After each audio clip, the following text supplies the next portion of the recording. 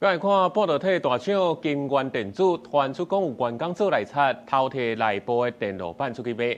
金源电子表示讲，目前方偷摕损失去的物件已经拖倒来8成，未影响到公司的营运。专案已经交予司法来调查。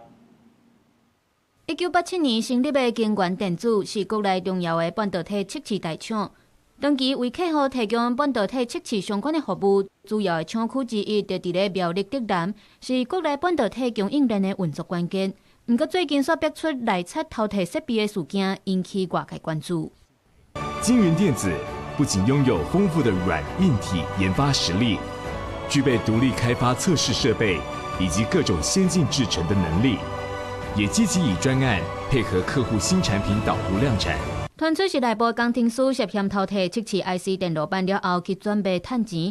有媒体报道，公司损失大约1亿2千万。因为公司主动去发现到测试电路板的登录系统数据出现问题，遂启动内部的专案调查。才抓到这件窃盗案，而且伫咧第一时间报案，专案也移送苗栗地检署侦办。本案目前侦查中，基于侦查不公开原则，能做的说明就只能到这边为止。金源电子对外文字声明，虽然无写到详细损失的金额，不过强调目前互人偷摕去的物件，拢已经成功入倒来超过8成，而且表示这案是单一员工违法的行为，敢若牵涉到实体硬体配件，无任何客户的测试数据、技术机密或者是个资漏失的情形。